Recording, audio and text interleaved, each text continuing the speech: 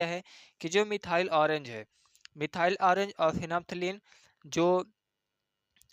फिनाप्थलीन है, methyl orange या फिनाप्थलीन जो सूचक होते हैं, ये किस प्रकार से दोनों आपस में क्रिया करते हैं।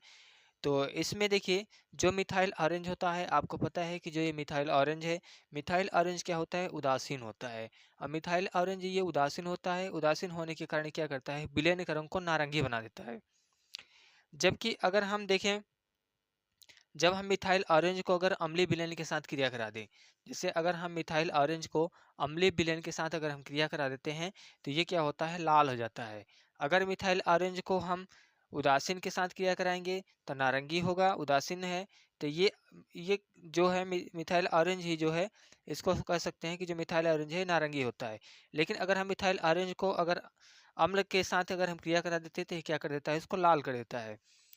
अगर हम मिथाइल ऑरेंज को इस मिथाइल ऑरेंज को अगर हम क्षार के साथ क्रिया करा दें, तो मिथाइल ऑरेंज का रंग कैसा है, नीला है, नारंगी है। अगर इसको हम क्षार के साथ क्रिया करा देते हैं, तो ये कैसा हो जाता है, पीला हो जाता है। अब इसमें हमें क्या लिखना है कि जो मिथाइल ऑरेंज है क्या है थे, तो मिथाइल ऑरेंज जो होता है एक नारंगी रंग का एक रंजक होता है। जो जो ये क्या होता है, मिथाइल ऑरेंज एक विलेन से मिलाई जाती है। अगर इस विलेन में क्या करते हैं कि मिथाइल ऑरेंज को अगर विलेन में हम रंग लाल होता है, तो मिथाइल ऑरेंज क्या करता है, एक बूंद जब इसको हम डालते हैं, क्षारीय विलेन के साथ क्या करते हैं, तो ये इसका रंग क्या कर देता है, पीला कर देता है। अब हम देखते हैं फिनाप्थलीन। फिनाप्थलीन क्या होता है, फिनाप्थलीन जो होता है यह एक रंगीन पदार्थ होता है। फिनाप्थलीन भी क्या होता है, एक रंगीन पदार्थ होता है। जब इसको हम अम्ल के साथ अम्लीय विलयन में इसको क्या करते हैं, क्रिया कराते हैं, तो यह रंगहीन बना देता है। रंगहीन अम्लीय विलयन में यह क्या होता है, एक प्रकार से फिनाप्थलीन जो है ये रंगहीन पदार्थ होता है, और अम्लीय विलयन में ये जो फिनाप्थलीन होता है रंगहीन होता है। जब इसको हम क्या करते हैं, इसमें एक बूंद फिनाप्थलीन में जब एक बूंद हम क्या करते हैं, क्षारीय विलयन मिलाते हैं, तो यह उसको क्या कर देता है, लाल कर देता है। ये कह सकते हैं कि फिनाप्थलीन जो है यह रंगहीन पदार्थ होता है। जब इस फिनाप्थलीन में एक बूंद क्षारीय विलयन मिलाते हैं, तो उसको यह क्या कर देता है, लाल कर देता है।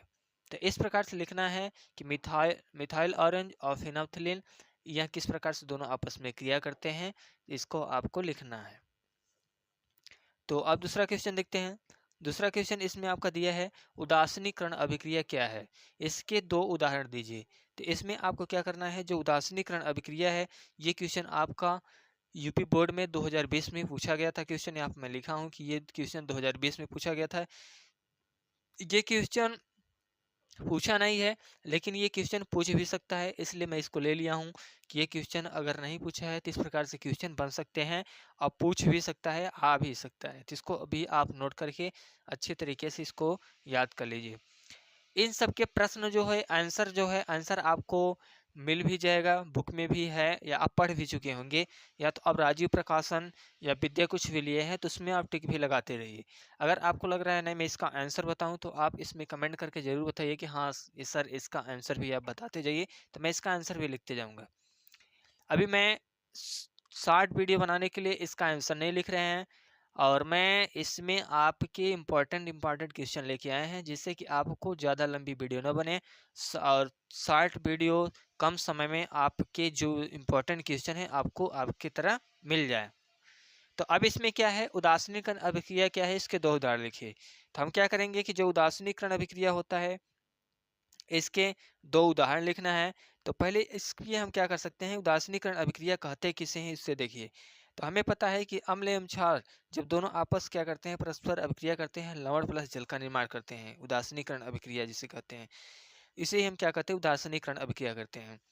कि जब अम्ल एवं क्षार की अभिक्रिया परिणाम स्वरूप लवण तथा जल से किया जाए। अगर हम जो अम्ल एवं क्षार, जैसे मान लेते हैं कि अम्ल ले लिए और क्या ले लिए, क्षार।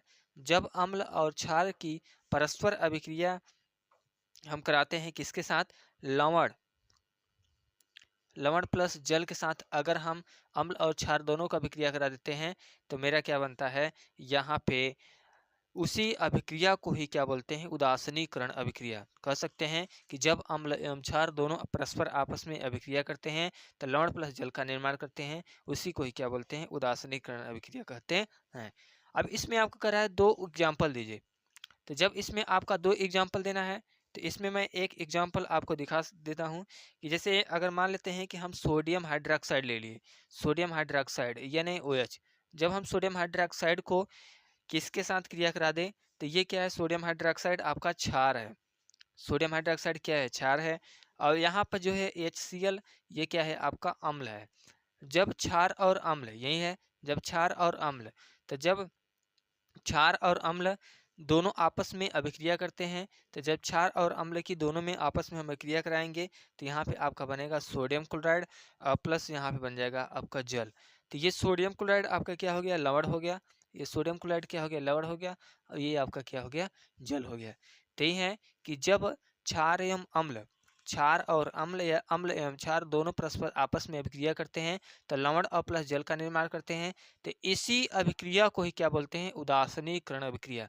मतलब ये जो तो घटना हो रही है, क्षार और अम्ल को जो हम दो मिलाकर जब उसको हम अभिक्रिया करा देते हैं, तो अभिक्रिया करने पर जो प्राप्त होता है, तो हमें लवण और जल निर्मितता है, तो उसी को बोलते हैं उदासीनीकरण अभिक्रिया। तो ये भी क्वेश्चन आप इसको नोट कर लीजिएगा। अगला क्वेश्चन आपका है, तीसरा क्वेश्चन है, प्लास्टर ऑफ पेरिस को प्लास्टर ऑफ पेरिस को आर्द्ररोधी बर्तन में क्यों रखना चाहिए, इसकी व्याख्या कीजिए। तो इसमें आपको देखना है कि जो हमारा प्लास्टर ऑफ पेरिस है, इसको हमें आर्द्ररोधी बर्तन में क्यों रखना चाहिए। तो ये आपके लिए मोस्ट इंपॉर्टेंट क्वेश्चन है। मैं आपको ये भी बताता चल रहा हूँ कि ये क्वेश्चन है किससे। तो ये आपका है लघु उत्तरीय प्रश्न है। ये क्वेश्चन आपका लघु उत्तरीय प्रश्न है। और इसके पहले जो हम लोग पढ़े हैं उदासीनीकरण अभिक्रिया, ये भी आपका लघु उत्तरीय प्रश्न है। ये भी लघु उत्तरीय प्रश्न है और ये भी आपका लघु उत्तरीय ही प्रश्न है। तो ये जो है लघु उत्तरीय प्रश्न, इसमें आपके क्वेश्चन तीनों जो मैं अभी दिखा रहा हूँ, ये तीनों लघु उत्तरीय प्रश्न हैं। तो इसमें आपका दिया है प्लास्टर ऑफ पेरिस को आर्द्ररोधी बर्तन में क्यों रखना चाहिए, इसकी व्याख्या कीजिए। तो देखिए जो मेरा प्लास्टर ऑफ पेरिस होता है, ये इसको आर्द्ररोधी बर्तन में क्यों रखना चाहिए। तो जो प्लास्टर ऑफ पेरिस होता है, इसको आर्द्ररोधी बर्तन में इसलिए नहीं रखना चाहिए क्योंकि यहाँ क्या होता है, जो प्लास्टर ऑफ पेरिस होता है, ये नमी, जल और आर्द्रता, नमी, जल और आर्द्रता, नमी, जल और आर्द्रता के साथ क्या करता है, ये संपर्क में आकर उसके साथ जिप्सम में परिवर्तित हो जाता है। उसके साथ आकर क्या करता है, जिप्सम में, ये उसके साथ क्रिया करके जिप्सम में परिवर्तित हो जाता है।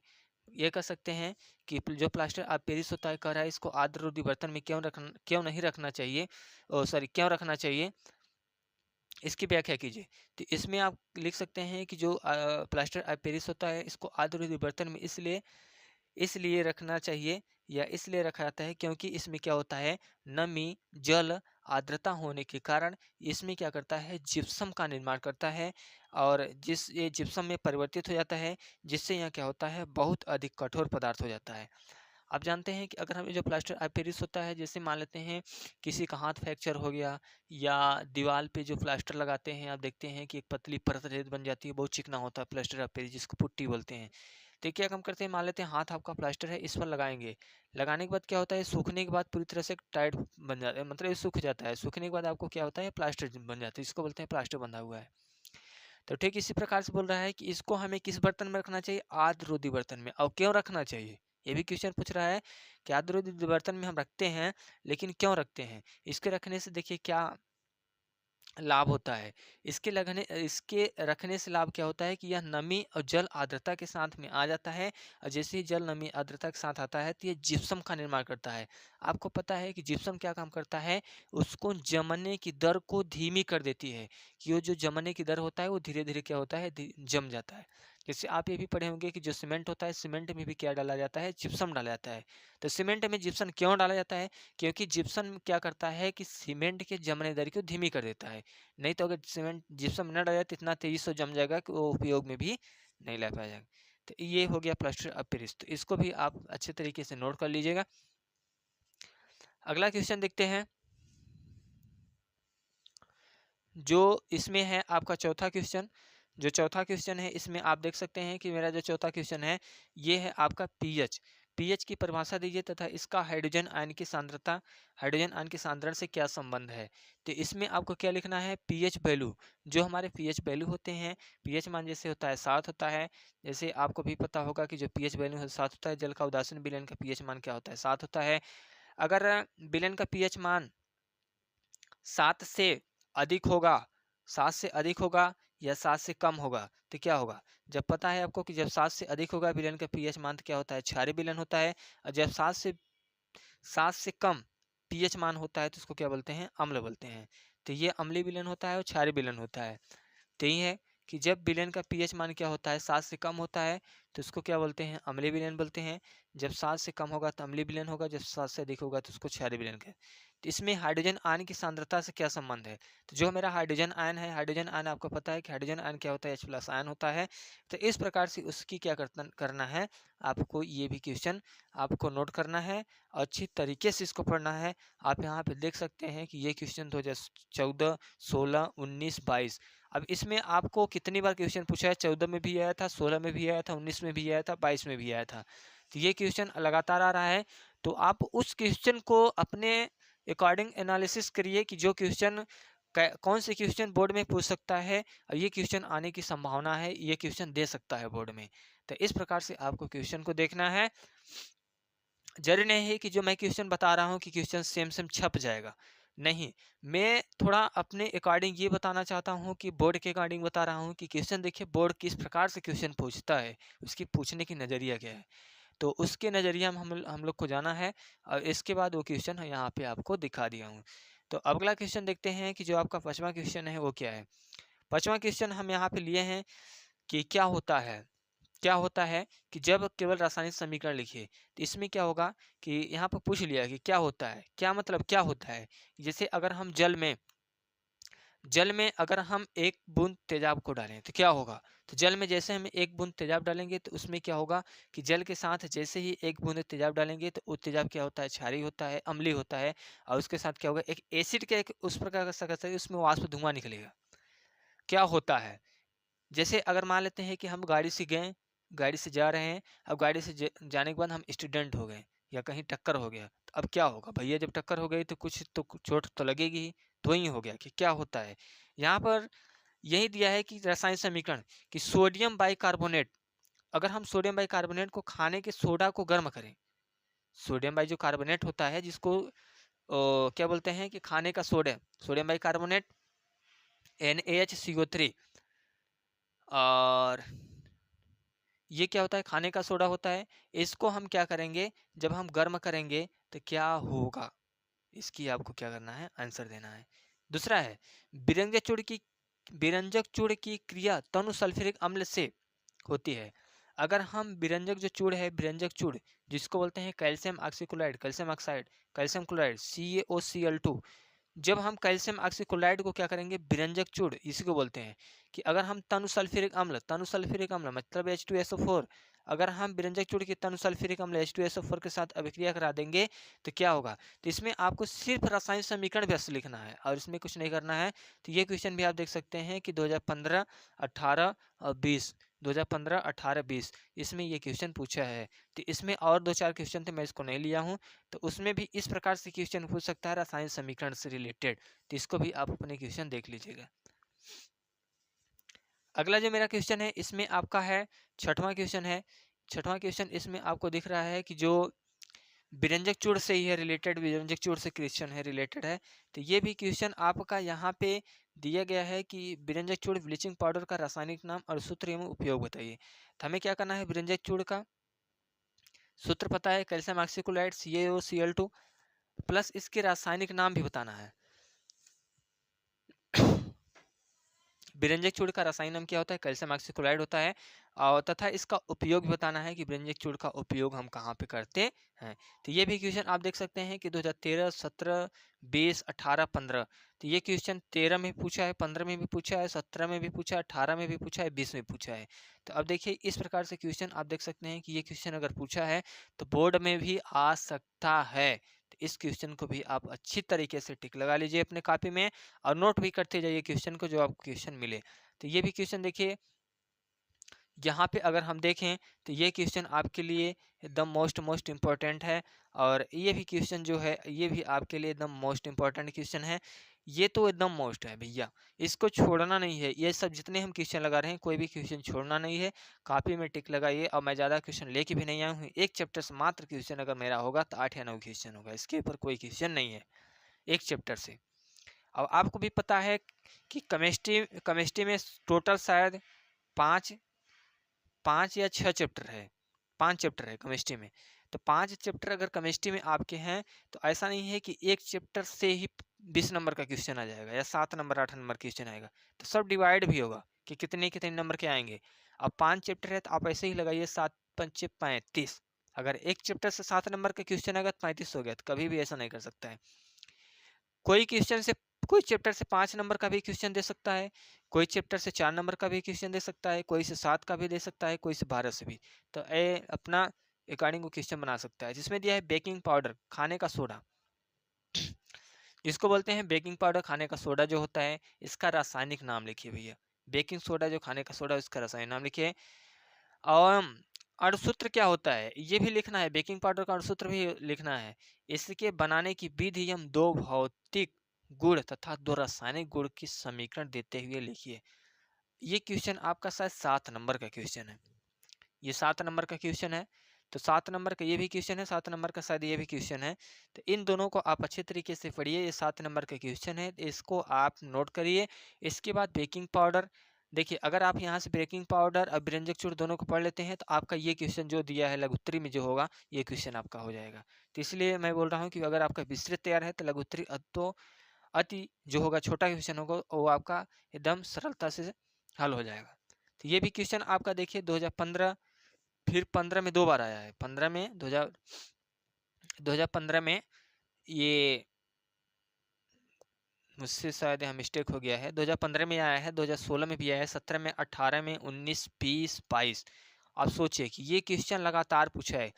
और ये क्वेश्चन मैं लेके आया हूँ। इस क्वेश्चन से आप देखेंगे कि ये एक क्वेश्चन है, लेकिन ठीक इसी प्रकार से 7 नंबर का जो क्वेश्चन इसी प्रकार से 3, 4, 5 क्वेश्चन इसमें से दिया रहेगा। सेम इसी प्रकार क्वेश्चन रहेगा, लेकिन आंसर सेम होगा, क्वेश्चन थोड़ा उसका लिखने का तरीका अलग है।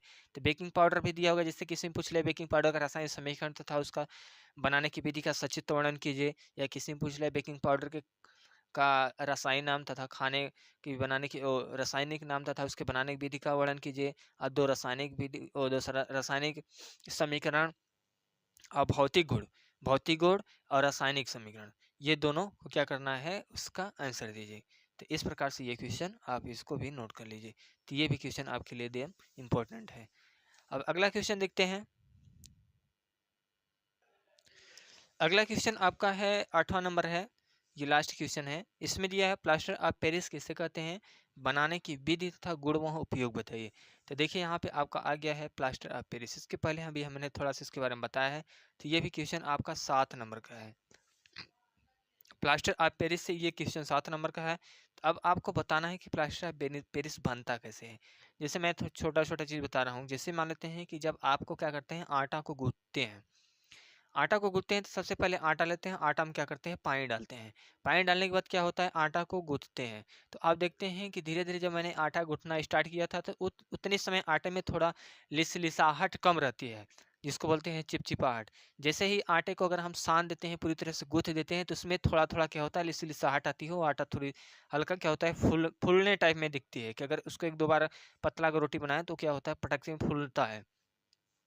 तो इसी प्रकार से प्लास्टर ऑफ पेरिस होता है, चूने का चूड़ होता है। इसमें क्या करते हैं, पानी को डालकर उसमें जिप्सम में वो क्या करते हैं, लिक्विड बनाते हैं। लिक्विड फॉर्म में क्या करते हैं, उसको पूरी तरह से उसको आटे की तरह गूंथते हैं। गूंथने के बाद अगर हम उसको थोड़ी समय के लिए अगर छोड़ देते हैं तो क्या होता है, पूरी तरह से वहाँ कठोर हो जाता है। और जब वहाँ कठोर हो जाएगा तब पुनः उस प्लास्टर ऑफ पेरिस को उपयोग में हम नहीं ला सकते हैं।